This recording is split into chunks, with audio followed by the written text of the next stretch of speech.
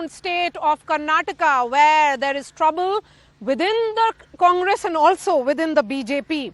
And ahead of the Karnataka polls, infighting has stung the BJP. The party is facing an open revolt in Shivamogga. BJP MLC Ayanur Manjunath has threatened the party to fight as a rebel candidate if BJP fields former Minister KS Eshwarappa or his son from that constituency. Ayanur Manjunath is at loggerheads with former Minister KE Eshwarappa, who is reportedly pushing for his son's candidature from Shivamogga. Remember, BJP parliamentary party is yet to release the list. In fact, the Central Election Committee of the BJP is yet to release the list of the first list of the BJP candidates for the upcoming polls, which is scheduled for May 10th. Meanwhile, in the Congress camp, Siddaramaiah, former Karnataka Chief Minister, has also stoked a new controversy over his remark a day after he reportedly said that the High Command won't make DK Shivkumar Congress CM face. Siddaramaiah today came into a damage control mode and said that his statement is being misinterpreted. The question is, who will really then pay the price for this infighting? Will it be the BJP or the Congress?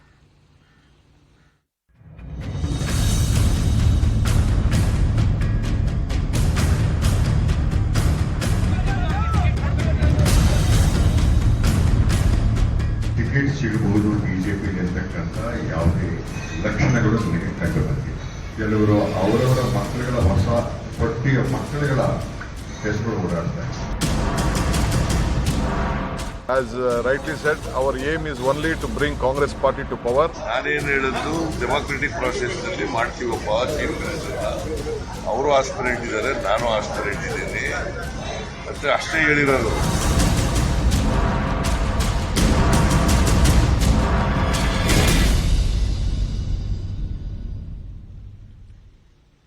Senior journalist BS Arun is joining me on this broadcast. We also have Sanket Inagi, KPCC spokesperson, and Captain Ganesh Karnik, spokesperson of Karnataka BJP, will be joining me shortly.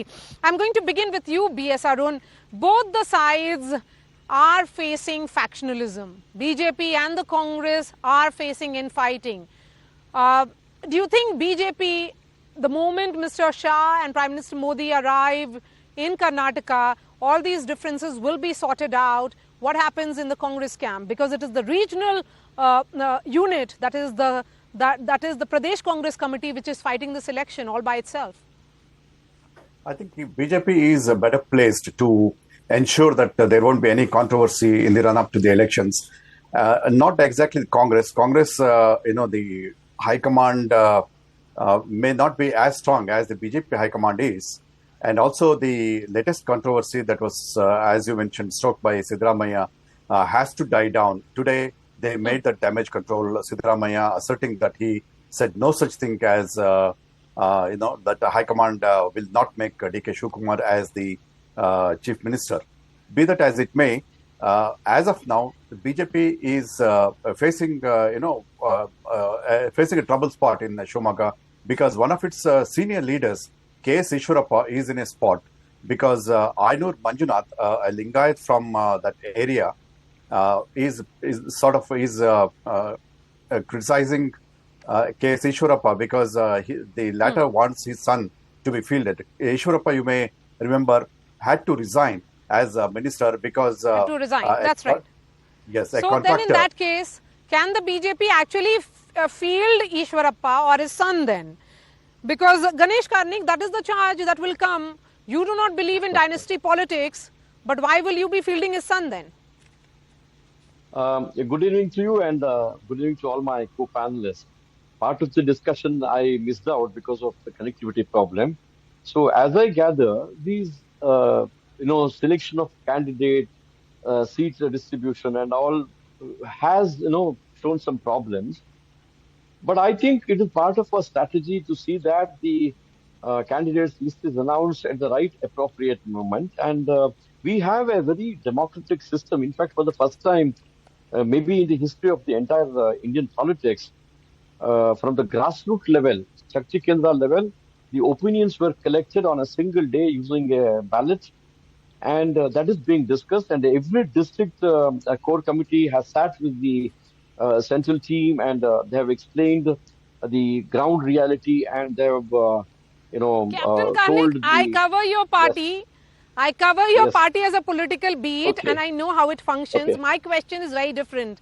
My question yes. is, will the BJP be able to sort out the differences that is playing out in Shivamogga between I the in former fact minister was a and the current MLC? Hey, I was a legislator, covering that area. Part of my area was the Shivamogga district also.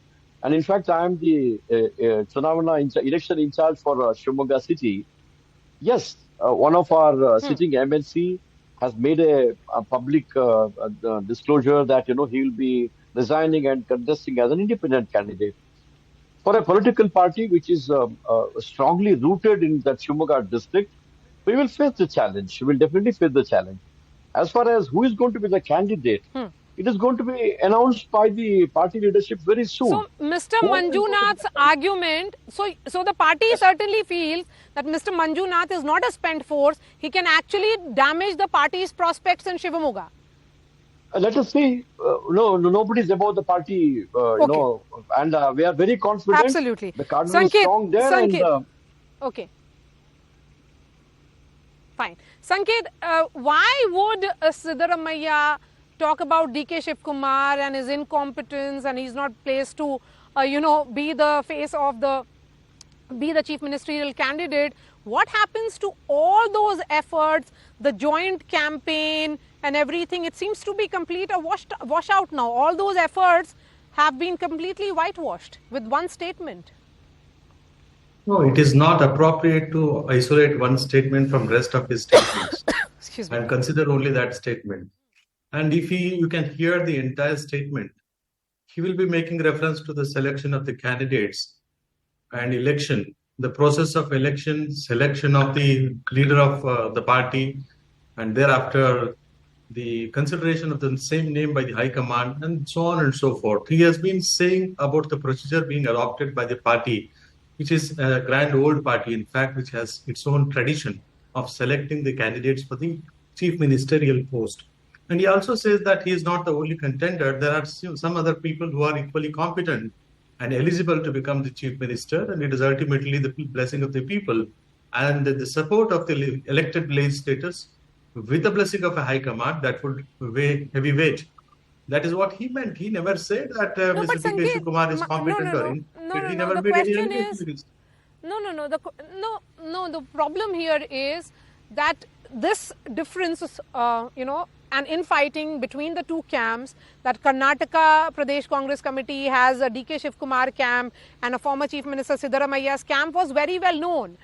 But in the last few weeks, efforts were made by the campaign managers to present a united front, that both these leaders were coming up with their own set of strengths. One was a crowd puller, the other one was a strategist, and hence they were, working as a unit. But that unit seems to have broken with that statement of Siddaramaiah. I mean, a veteran politician like him, why would he give that impression? No, as such, there is no conflict or there is no difference of opinion. There is no breaking of any unity as such. And it is only the presumption of the opposition which is hoping for it, which is unfortunately not happening for it. And let us be very clear. Mr. Siddaramaiah's statement is considered beyond proportion, or it is blown beyond proportion. And ultimately, we are fighting the elections together. It is the blessing of the people which would decide who would be the legislative party member, and thereafter who would be the leader of the legislative party, and ultimately the consideration of the eligibility would be by the High Command. Okay. BS Arun, both the sides appear to be in damage control mode. Elections are not very far. The BJP is yet to release its first list because the Central Election Committee has not yet met. But there are several, levels of scrutiny which happens within the BJP. Talking specifically about DK Shivkumar, does he feel, perhaps not appropriate given the kind of statements that were made by Siddaramaiah? Is there a sense within his camp that, he could have handled it better? I don't think it will lead to a major controversy. Yes, Shivkumar may be unhappy, But then he must have been told by Siddaramaiah, they were all together today also at a meeting. It must have been told by Siddaramaiah that he didn't say that. Even if he has said, he didn't mean that, because even Siddaramaiah won't be a fool to talk now, in this way. I don't think, he will muddy the election waters now. And in the run-up to the elections, I don't think the Congress leaders will, make way for any controversy like this. I must mention that, so far, the party has put up a united front. Even the selection of candidates has been done in a good way, in the sense that 124 candidates in the first list have been announced, and there is hardly any controversy in any seat. Agree that there are, I think, 5-6 seats where the incumbent candidates are unhappy and those ticket aspirants were unhappy.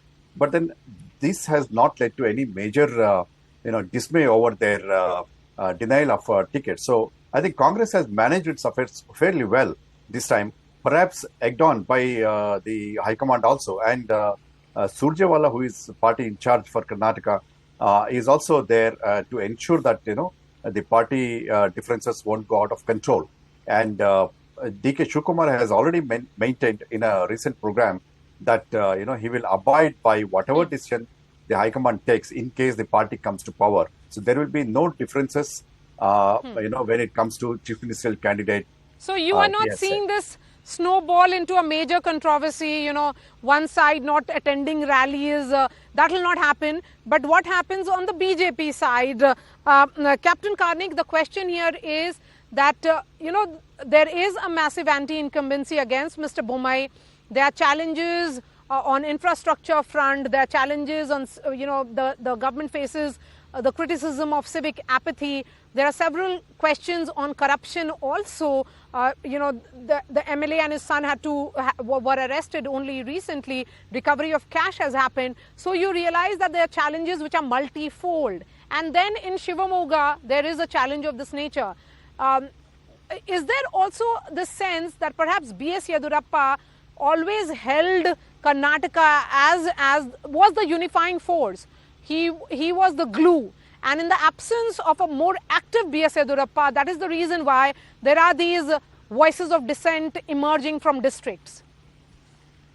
Well, at his age, at 80, I don't think you can expect our tallest leader in Karnataka, who is the most influential leader in Karnataka, who is held by the party in high esteem as well as by the people, entire society of Karnataka. They look at him very reverentially. And he has again and again made this comment that I will be going around the entire state and I'll ensure that party will come back to power. So we look forward to his leadership in bringing BJP back to power, number one. Number two, with regard to your so-called corruption charges, it has been 40% loud and clear without any proof, not an iota of proof. Nobody has given one single, in fact, in one of your discussions I had told, anybody who don't believe in government can go to Lokayukta and give whatever proof you have, you can give it to Lokayukta. And added to that, the person who made the written complaint, Mr. Kempanna, who is the president of the Contractors Association, he himself ended up in a jail, in the custody, because he jumped the summons and he could not prove anything in the court with any evidence. And then there is an issue of Shivamogga, which I just spoke. Yes, one of our MLC, during election, for want of a seat, for want of so many things, people do migrate. But it's a cadre-based party. We are very strong in Shivamogga. It is the home district of our tallest leader, BS Yeddyurappa. Whether he leaves us or not, we'll definitely win that seat. This is what is the ground reality. Okay. And so, you mentioned about one second. That is the reason why, because it is BS Yeddyurappa's constituency and his home district. That's why when a protest of this nature happens, there are questions that are being raised. There are eyebrows that will be raised as to who is engineering it and why have these kind of protests at all. When you have a leader who had a pan-Karnataka and continues to have a pan-Karnataka acceptability.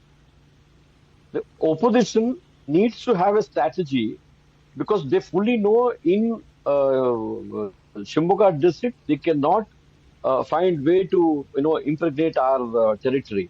So they have resorted to this kind of a strategy where they are poaching one of our sitting MLCs. Let us face it. We will face it. I wanted to tell you something about infrastructure. Okay. During COVID and after 2 years of COVID, if you take back the budgets of past 10, 12 years, highest allocation has been made for,